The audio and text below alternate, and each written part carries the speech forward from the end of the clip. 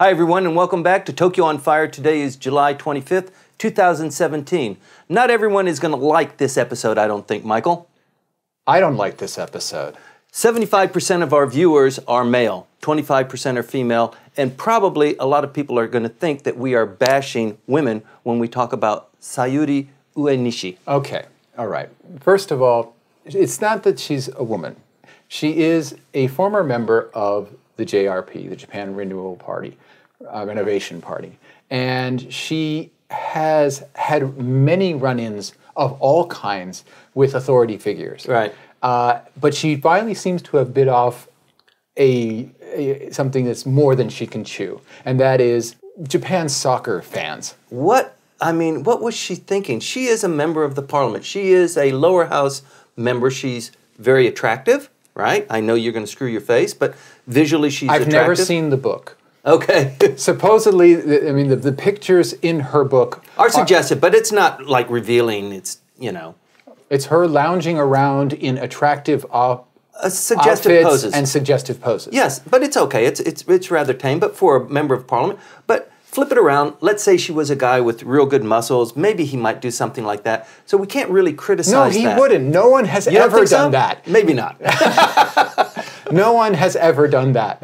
No male member of the Diet has ever put out a picture book of himself. Let's talk about this interesting creature inside Japanese politics, and what does that say about women in general in Japan, or politics in general? What are the messages? I can't say about women in general in Japan. I can't say. What I can say is that there is an evolving standard regarding behavior, and what we're seeing very often is blow-ups and shrinkages of this standard, where the standard begins to just expand, right. and then also there's a countervailing contraction that we are seeing as there are more women in the Diet. The standards of behavior have to change, both of male Diet members, but also there's an evolving set of standards about what's proper and what's improper for women. We had the situation involving the screaming member of the LDP who had to withdraw from the party because she physically assaulted and screamed at her male aide. Yes, one of the 120 that she's had over the last 2 years. Okay, however many she did, to which Mr. Aso, the finance minister, said, well, she's a woman. She's a woman. To which everyone says, what does that mean? Sure. It's being very publicly renegotiated what are the kinds of behaviors that are acceptable. In this case, we have a member of the House of Representatives, Ms. Uenishi, who accused a sports team of packing it in. Yeah. The Urawa Reds soccer team, one of the best soccer teams in the J1 League, had a friendly with Borussia Dortmund, a German league team, and a Bundesliga team that came for a visiting friendly, and they lost. Just last weekend on Saturday. They lost. They lost in the last couple of minutes. A couple of minutes. And she used Twitter, which is probably the way that our political classes are all going to destroy themselves, to say, wow, they really blew it, and they just were sitting around on their butts. What do they think the people paid for? They wanted to see a real game, and you just gave up. To which tweet there was an absolute avalanche of responses from enraged Urawa Reds fans. Right. And in the ensuing days, her political office began to be inundated with calls, emails, messages, including death threats. Well, that's because it just escalated, too. Well, she, in return, then would tweet and eventually came out with this phrase. F you. Yes, well, the Japanese equivalent, Reds. Yes. To which there was another backlash. And finally, the Urawa Reds team itself released a statement saying, please, everyone, just relax about this. 42,000 tweets. She absolutely enraged them. And several of the soccer teams here in Japan, like soccer teams in Europe, have way too enthusiastic fans. Sometimes they have basically extremist elements in them. Some of them having racist extremist elements, and you see especially South Korean players getting a lot of heat from certain fanatical groups within the fan base. When they travel in. When they travel in. You see this, and then there has to be the pullback. Sometimes even a punishment is meted out to the team. Here she's taking on people who are, by definition, fanatics. And to walk into that and to make an accusation like that, and then to try to dial it back and say, well, you know, it's true. You look at the game, they just gave up. It just made them all the angrier. Let's talk about this bad penny that keeps turning up. This is not the first time she's been in the press. Oh no, she's got all kinds of background. And again, what is the standard of behavior?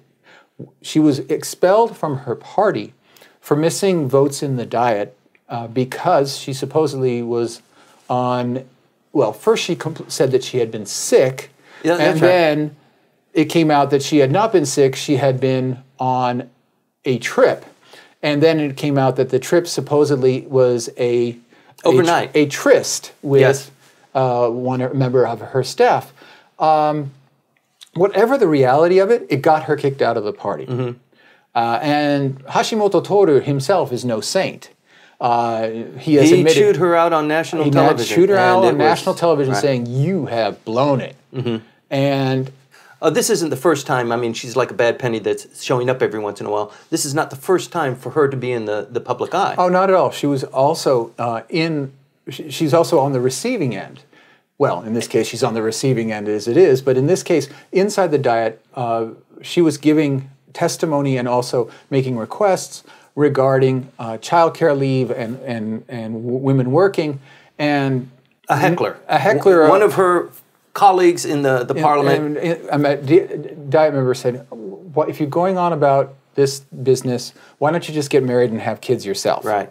Huge firestorm out of that. Yeah, and she looked like the victim. She looked like she was the one that was being attacked. And eventually, that member did say, "Yes, I did say that.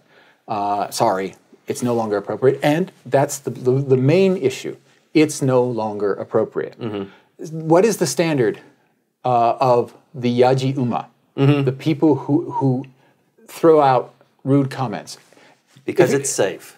Well, one of the things that people, unless they watch the Diet proceedings, whether it's the plenary sessions or the committee session meetings, it's really raucous in vocally, not physically like the Taiwanese legislatures or even South Korean legislatures can be.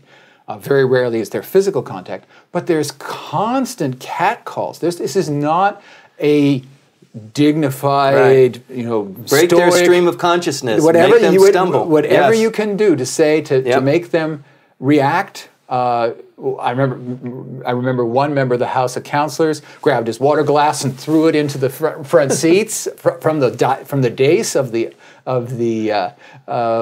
where the Speaker speaks in the House of Councilors. Oh man, that was cool. I mean, he was a former professional wrestler, so he was all up on that kind of behavior. But they're constantly trying to throw you off your pace by saying all kinds of stuff, and that for women there are now sectors you can't go into is something that's being negotiated inside the Diet. And now with this, we have to ask: can a member of the Diet be a agent provocateur, inciting violent reactions in other people, and then running back and saying, "Oh, you can't, no, you can't do that. One, I'm a member of the Diet. Two, I'm a woman." Right. Well, geez, you stepped in it. Aren't you supposed to be responsible for what you're doing? That is being negotiated. Yeah. One of the damaging parts of this episode with Uenishi is that it really casts women and the women's advancement in a really bad and probably a false light. But there are a lot of episodes like this where people hang their hats and they say, well, that's what she's a woman, right? So as Aso said, mysteriously. Right. But it also looks like for this particular individual, she's got a history. But she's also going to be out. Right. She's a proportional seat member. She doesn't have a district to run in. She doesn't have a party to run for. She's on the way out. Just the next time we have an election, she's gone. Right. So that's basically, you know, she's playing out the string, at least in terms of the voters. And the thing is the longer she's in there, the more likelihood that there's going to be trouble. Right. Women in Japanese politics, an evolving story that we will continue to follow. Please stay tuned.